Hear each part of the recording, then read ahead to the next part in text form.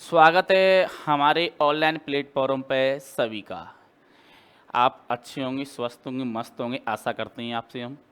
तो इस online platform पे आपको जो 500 क्वेश्चनों की सीरीज चल रही थी, उसमें से हमने कुछ चैप्टर कवर कर लिए हैं, तो हम आगे बढ़ते जा रहे हैं।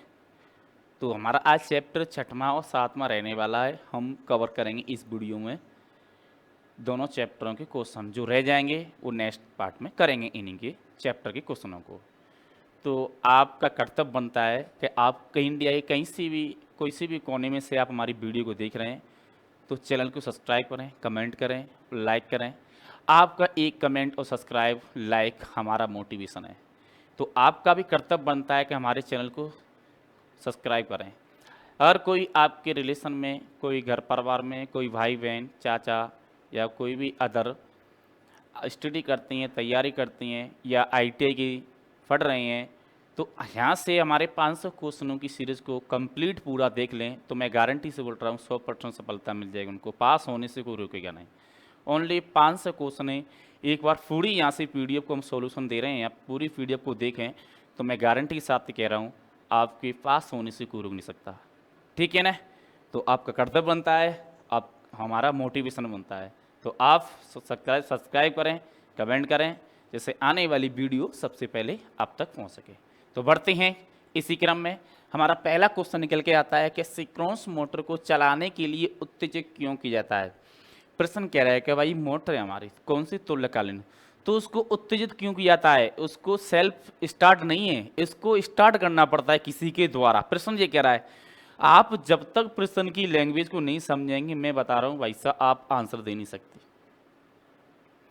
तो आपको प्रश्न की लैंग्वेज समझने की लैंग्वेज क्या कह रहा है, उसको उत्तेजक का मतलब होता है उसको अलग से चालू करना। तो प्रश्न में किस प्रकार से मूवमेंट हो रहा है उसी प्रकार से उसके ऑप्शन भी दे रखे हैं। तो पहला ऑप्शन है मोटर में अधिक बार ले जाएं, और दूसरा ऑप्शन है पावर फैक्टर में सुधारें। देखो पावर फैक्टर सुधारता है, मैं मानता हूं सिंक्रोनस में पावर फैक्टर सुधारती है, पर प्रश्न क्या कह रहा है उसको आप देखें। प्रश्न क्या कह रहा है, उत्तेजक क्यों करते हैं, ठीक है ना। तो तीसरा ऑप्शन है कि मोटर में होने वाले नुकसान को कम करें, और चौथा ऑप्शन है कि मोटर को तुल्यकालीन गति से चलाएं। बहुत ही बढ़िया प्रश्न है। ऑप्शन भी रहने वाले हैं चारों, आपको कौन सा उचित लगता है तो कमेंट करें कि राइट आंसर कौन सा रहने वाला है। तो बेटा हमारा राइट आंसर होगा कौन सा, डी। डी क्यों होगा कि बेटा उत्तेजित किया जाता है कौन सी गति पर, तुल्यकालीन गति पर। जो तुल्यकालीन गति पे मोटर को उत्तेजित करती हैं उसी को हम क्या कहते हैं भाई, सिंक्रोनस मोटर भी कह सकते हैं। आयु समझ में आया होगा आपकी में। तो आगे बढ़ते हैं, नेक्स्ट क्वेश्चन देखते हैं।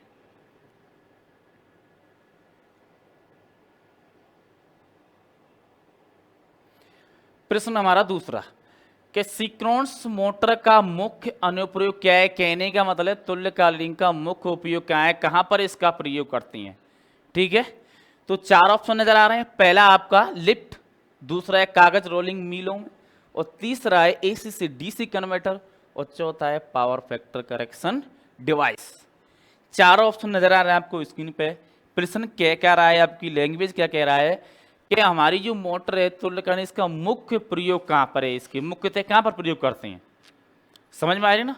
तो प्रश्न को 1-2 सेकंड समझें, उसके बाद आंसर दें कि प्रश्न क्या क्या रहा है।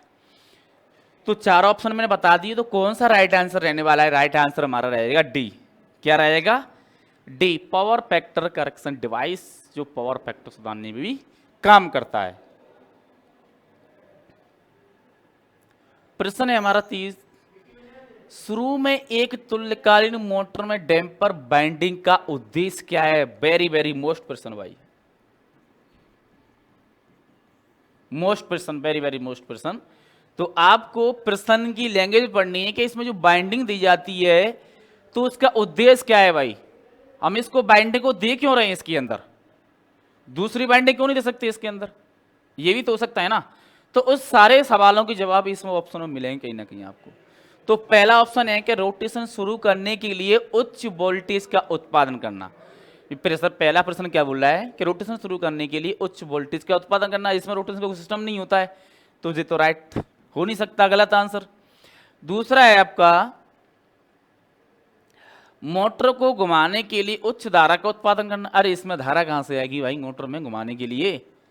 उच्च धारा की क्या जरूरत पड़ रही है इसमें? तुल्यकालिक मोटर है ना पहले से ही वो तो।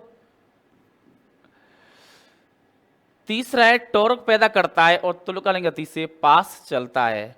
इसमें टॉर्क तो पैदा सभी करते हैं भाई, अनोखी यही मोटर नहीं है कि जो टॉर्क पैदा नहीं करती है, तुझे तो हो नहीं सकता। पूछ क्या प्रश्न रह जाएगा? बाइंडिंग का, बाइंडिंग का पूछ रहा है, डैम्पर बाइंडिंग का, तो ये नहीं हो सकता। तो बच गया कौन सा? डी। तो जो आपको पता ही है कि राइट आंसर होने वाला ही डी है, ठीक है ना। तो थोड़ा सा उसको ऊपर कर देता हूं मैं, जैसे कि आपको पूरा नजर आ जाएगा। तो क्या करता है भाई, एक नियत गति बनाए रखने के लिए एक उच्च चुंबकीय क्षेत्र का निर्माण करता है। मतलब इसका कहने का है कि डैम्पर बाइंडिंग करने से मोटर गर्म नहीं होती है और उसकी गति में उतार चढ़ाव नहीं होता है डैम्पर बाइंडिंग करने से।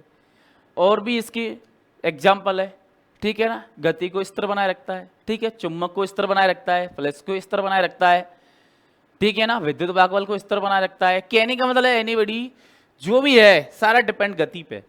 तो डैम्पर बाइंडिंग का यही उपयोग है कि इसकी गति को समान रूप से बनाए रखता है, चाहे मोटर तेज हो चाहे कम हो, चाहे बड़ है करंट ज़्यादा हो कम हो। कहने का मतलब ये थोड़ा सा। ओके, तो राइट आंसर क्या हो जाएगा हमारा? डी। आगे बढ़ते हैं, प्रश्न है हमारा 4 नंबर। सिक्रोन्स मोटर सिक्रोन्स गति से क्यों नहीं चलती है। ये कह रहा है जो तुल्यकालिक मोटर है हमारी, इस तुल्यकालिक मोटर से क्यों नहीं चलती है, मतलब उसी मोटर से वही मोटर क्यों नहीं चलती, ये पूछ रहा है। कहने का मतलब ये है। प्रश्न की लैंग्वेज समझो आप भाई, समझ में आ गई ना। तो पहला ऑप्शन है को अपर्याप्त उत्तेजना, ठीक है, दूसरा है दोषपूर्ण पौनी मोटर, और तीसरा है खुली डैम्पर बाइंडिंग। देखो खुली डैम्पर बाइंडिंग तो हो नहीं सकता, पहले ही प्रश्न में आ चुका है। तो प्रश्न हर बार लैंग्वेज बदलती है, ठीक है, ये नहीं हो सकता। और डैम्पर बाइंडिंग में शॉर्ट जे भी नहीं हो सकता। अब इन दोनों में से कोई एक आंसर रहने वाला है, इसको कमेंट करें कौन सा रहने वाला है। तो बेटा मेरे हिसाब से अगर देखा जाए सिक्रोनस की गति बहुत तेज होती है, तो अपन कह सकते हैं अपर्याप्त उत्तेजना। क्या? अपर्याप्त उत्तेजना। राइट आंसर क्या हो जाएगा हमारा? ए, ठीक है। तो हमारा बी भी गलत, तो राइट आंसर क्या हो जाएगा? ए। तो बेटा जब तक आप प्रश्न की लैंग्वेज को नहीं समझेंगे तो मैं डेफिनेटली कह सकता हूं आप आंसर नहीं दे सकते। तो बेटा पहले प्रश्न की लैंग्वेज समझो, फिर ऑप्शन की लैंग्वेज समझो, ऑप्शन में क्या दे रखा है।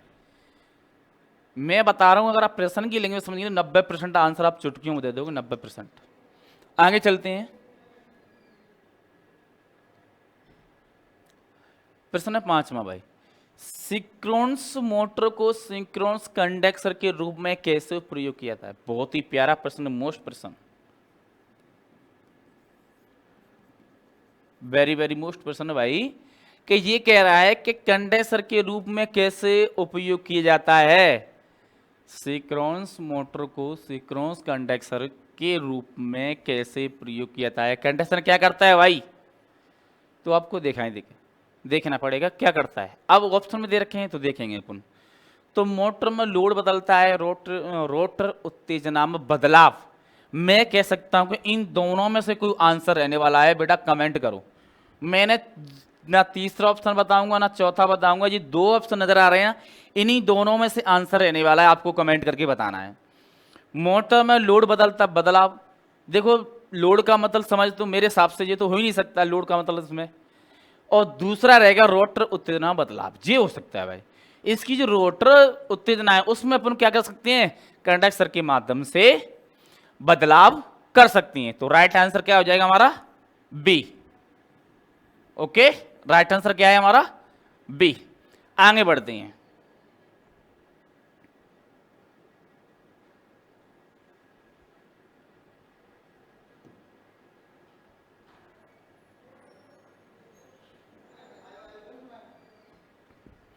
प्रश्न है हमारा 7वां।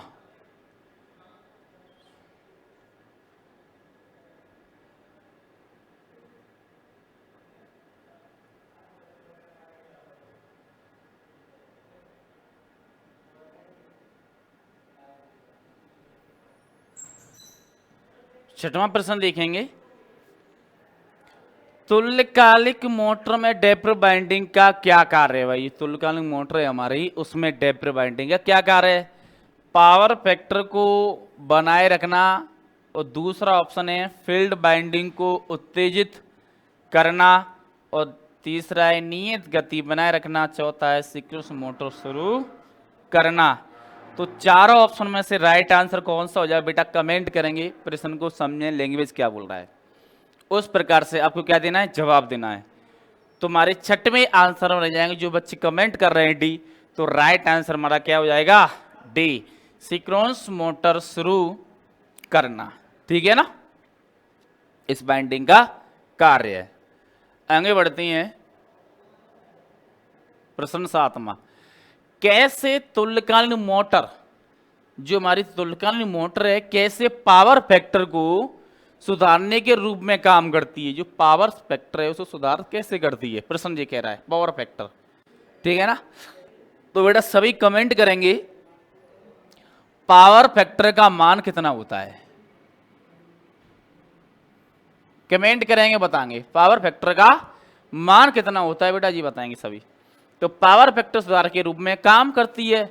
तो आपको चारों ऑप्शन नजर आ रहे हैं, कौन से रहने वाले हैं ऑप्शन में? देखो, पहला है लाइन वोल्टेज में बदलाव, पहला क्या? लाइन वोल्टेज में बदलाव। दूसरा है फील्ड उत्तेजना बदलाव, और तीसरा है मोटर की गति बढ़ाना, और चौथा है कि मोटर की गति घटाना।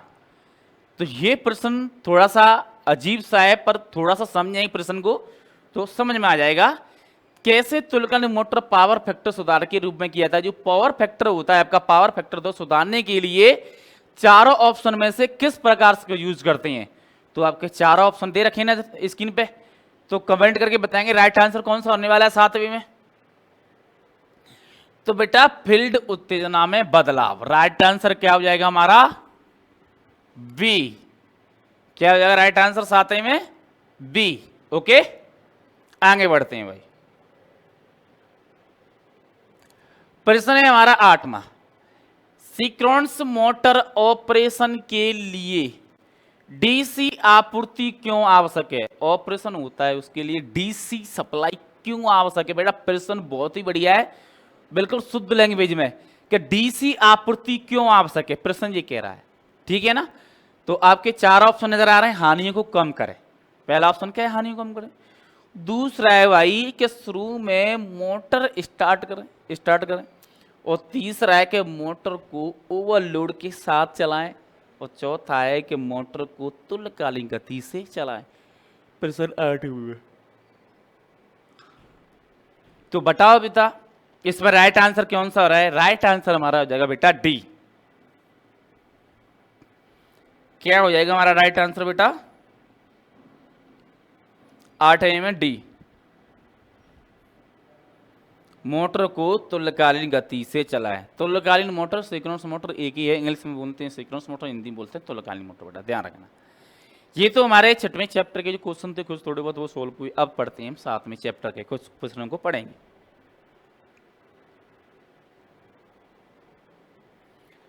तो हमारा 7वें चैप्टर का गया, ठीक है ना, बाइंडिंग।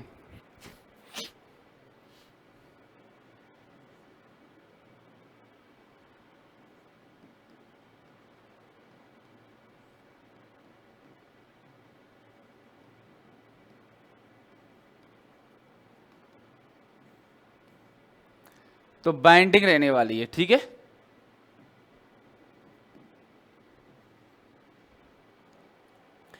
तो पहला प्रश्न करके आता है हमारा,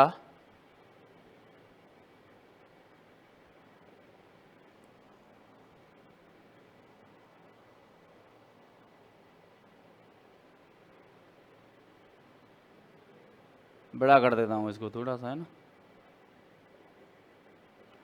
देखेंगे एसी मोटर स्टेटर बाइंडिंग का प्रकार क्या है।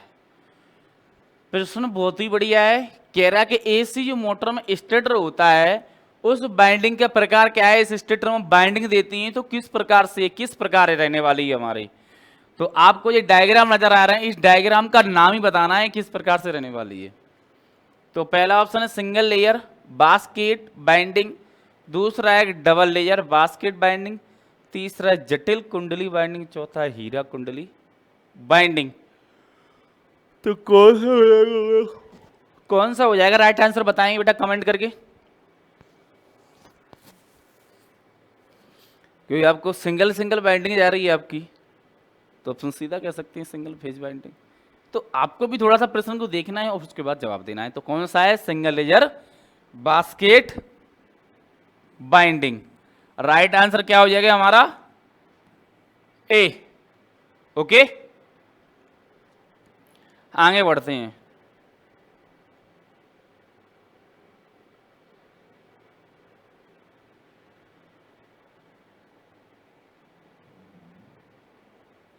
प्रश्न दूसरा, 6 पोल स्टेटर मोटर की विद्युत डिग्री क्या होगी। बहुत ही प्यारा प्रश्न है बेटा। इसका एक सूत्र एक फॉर्मूला है, उस सूत्र से हम डिग्री का मान निकालते हैं। तुम्हारा सूत्र क्या रहेगा बेटा वो देखेंगे। पहले तो सूत्र रहेगा हमारा विद्युत डिग्री का रहता है बेटा, सूत्र रहता है हमारा 1 P/2 इंटू 360 डिग्री ये रहता है। ठीक है, तो P का मान कितना दे रखा है हमारा 6 पोल। ओके 2 सॉरी मैंने 6 ही रख दिया यार, 6 P रख दिया सॉरी। 2 इंटू 360 अगर हम काटते हैं 2 से 6 को तो कितनी बार कट गया 3 बार। तो 360 डिग्री इंटू 3 0 के 0 6 कुंजे 6 दुनिया 6 कुंजे 6 बार 36 18 18 की 8 आंसलाई 1 और 3 तरह का 9 1 10। तो हम कह सकते हैं कि 1080 डिग्री कितना 6 पोल का भाई 1080 डिग्री। तो राइट आंसर क्या है हमारा सी। ठीक है आगे बढ़ते हैं बेटा।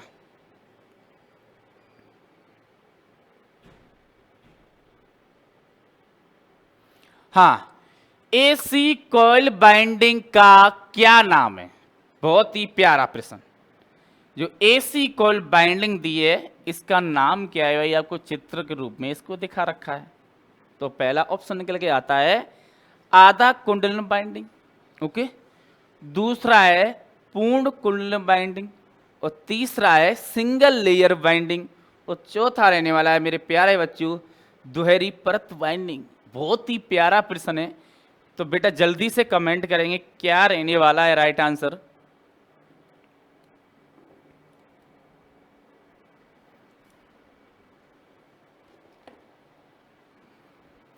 कमेंट करेंगे बेटा क्या रहने वाला राइट आंसर हमारा।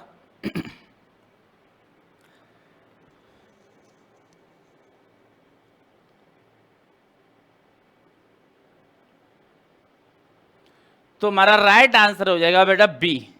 क्या बी पूर्ण कुंडलन बाइंडिंग। ओके राइट आंसर क्या हो जाएगा बी। ध्यान रखना बेटा 3 में। अब पढ़ते हैं चौथा ऑप्शन।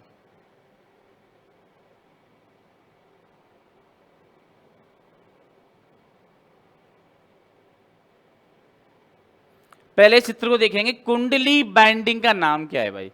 इस चित्र को देखो, ये चित्र बना है कुंडली बना के तैयार कर दिया है किसी स्टेटर में। तो आपको चित्र दिखाई दे रहा है इसकी किस प्रकार की डिजाइन बन रही है, किसके भांति बनी डिजाइन आपको इसका बताना है। तो मैं आगे बढ़ाता हूं, ऑप्शन नजर आ रहे हैं जिसकी आपको। पहला है कंसेंट्रिक कॉइल बाइंडिंग, दूसरा है वितरित कॉइल कुंडल बाइंडिंग, तीसरा है जाल आकार की कुंडल बाइंडिंग। तो कौन सा राइट आंसर रहने वाला है बेटा कमेंट करेंगे। प्रश्न हमारा चौथा। सारे प्रश्न में आगे बढ़ते हैं। एक ऑप्शन भी और है इसका हीरे की जाली के आकार की कुंडली बाइंडिंग। समझ में आ गई आपको।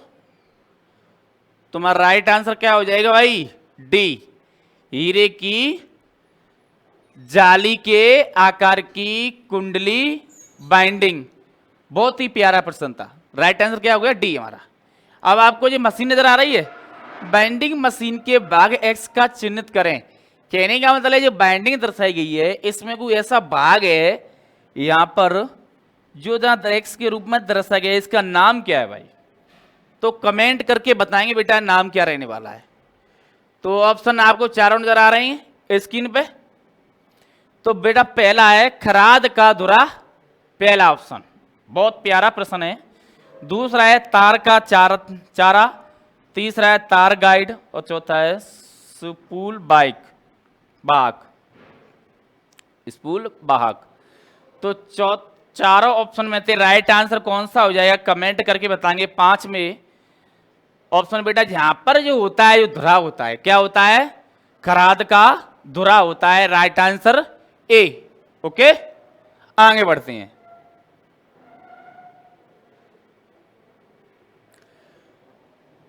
प्रश्न है हमारा छठवां कि दो द्रव 24 खांचे 12 कुंडली वाले 3 कला मोटर के कुंडली की संख्या प्रति पेज पोलों का जोड़ की गणना कीजिए। देखो वैसे सिंपल है, तो 3 पेज दे रखा है तो जोड़ तो हो गया ही, उसमें यहाँ राइट आंसर 2 है हमारा, ठीक है ना।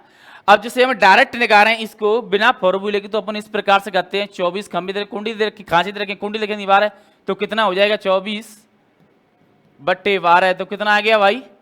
2 छोड़ा निकल के आ गया, नहीं निकल गया। ऐसे भी कर सकते हैं, डायरेक्ट भी कर सकती हैं, पर डायरेक्ट नहीं करें तो और भी इसका एक तरीका है, वहां से कर सकते हो, ठीक है। तो आपके 2 द्रव दे रखे हैं और 24 खांचे दे रखे हैं, 12 कुंडली दे रखी हैं और 3 कला में, तो कुंडली संख्या प्रति फेज पोलों का जोड़ क्या होगा? अब प्रति पोल जोड़ पूछ लिया है तो 3 कला में देख लीजिए, आप कर सकते हैं अपन, इसमें कोई दिक्कत नहीं है, ठीक है। तो हमारा ऐसे निकाले तो राइट आंसर हमारा कौन सा हो जाएगा? 2 निकल के आएगा। तो राइट आंसर क्या है हमारा? 2। आगे बढ़ती हैं।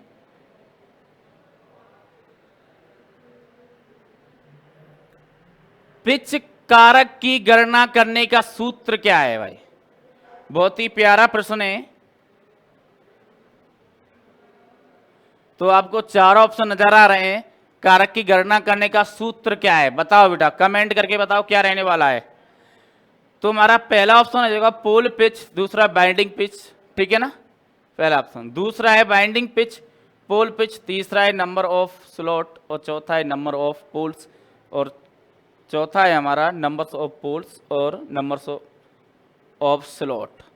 तो कौन सा हो जाएगा? साथ में हमारा राइट आंसर हो जाएगा हमारा बी। क्या हो जाएगा?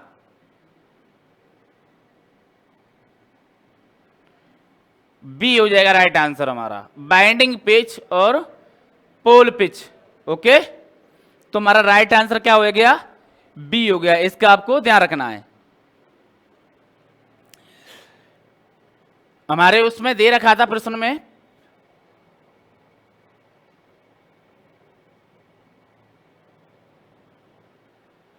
देखो मैं और तुम्हें बताना चाहूं, जो 12 कुंडली हैं 3 कलाएं हमारे, तो हमारे खांचे इस प्रकार से निकालते हैं, 12 कुंडली होती हैं, तो अपन किस प्रकार से कर सकते हैं इसको? 12/3, तो कितना आ जाएगा भाई हमारा? 3 3 3 6 3 9 चौक 12, 4 आ गया। तो प्रति फेज दर पे कितना आ गया? 1 पे हमारा 4 आ गया पर पेयर। तो इसलिए हम कह सकते हैं कि पोलों का जोड़ कितना आएगा? 2 आएगा, ठीक है।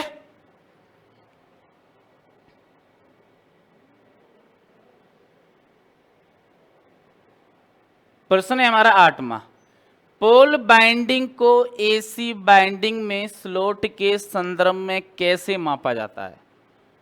प्रश्न बहुत ही प्यारा प्रश्न है, मोस्ट प्रश्न है रहने वाला है। तो देखेंगे, पहला ऑप्शन है total electricity degree, electrical degree, numbers of slot, दूसरा है number of slot, total electrical degree. 8वें हमारा राइट आंसर कौन सा होगा बेटा? आगे देखते हैं। दूसरा है number of slot in the starter और नंबर ऑफ फ्लोर्स, और चौथा ऑप्शन है number of poles, number of slot in the starter. तो राइट आंसर हमारा हो जाएगा सी इसमें।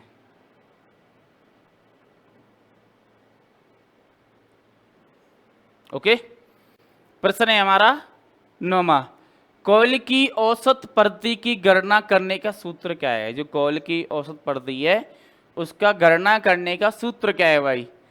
तो हमारा पहला है एल एम बराबर L output minus L input बट्टे 2, L input plus L output बट्टे 2 और 2 बट्टे L output minus L input और 2 बट्टे L input minus L output. तो दे रखे हैं आपके, इसमें हमारा राइट आंसर क्या हो जाएगा 90 में? बी। राइट आंसर क्या हो जाएगा? बी। एल एम बराबर L input plus L output बट्टे 2 और सेमी। राइट आंसर हमारा कौन सा आएगा? बी। प्रश्न है हमारा 10वां, एसी मोटर बाइंडिंग में आंतरिक ग्राउंड का उपयोग करके किस प्रकार का परीक्षण किया जाता है? थोड़ा सा जूम करते हैं इसको, दिखाई देगा ना प्रश्न बेटा?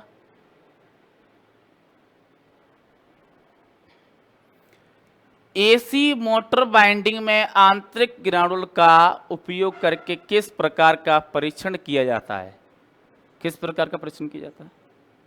तुम्हारा 4 ऑप्शन नजर आ रहे हैं आपको। ग्राउंड टेस्ट, ध्रुवता टेस्ट, निरंतरता परीक्षण, शॉर्ट सर्किट टेस्ट। प्रश्न 10वें में राइट आंसर बताओ बेटा कमेंट करके। 4 ऑप्शन दे रखे हैं आपको, नजर आ रहे हैं। तुम्हारा राइट आंसर क्या हो जाएगा? डी आंसर हो जाएगा। ओके, आगे बढ़ते हैं।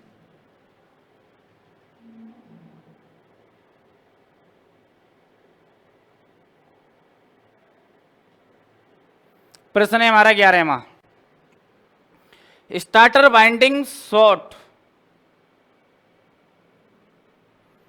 और ओपन फोल्ड का परीक्षण करने के लिए किस उपकरण का उपयोग करते हैं? वेरी वेरी मोस्ट प्रश्न, मोस्ट प्रश्न रहने वाला है।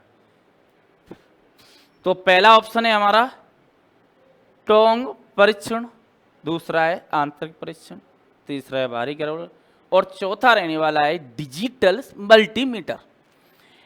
टोंग परीक्षण आपको कहाँ गति के लिए, वो आंतरिक ग्राउंड और बाहरी ग्राउंड और डिजिटल मल्टीमीटर। चारों ऑप्शन में से कौन सा आपको नजर आ रहा है? कमेंट करेंगे बेटा। प्रश्न 11वां, तुम्हारा राइट आंसर को हो जाएगा बी, आंतरिक ग्राउंड। ठीक है ना? आंतरिक ग्राउंड से अपन शॉर्ट और ओपन फोल्ड को दोनों का परीक्षण कर सकती हैं। आगे बढ़ती हैं।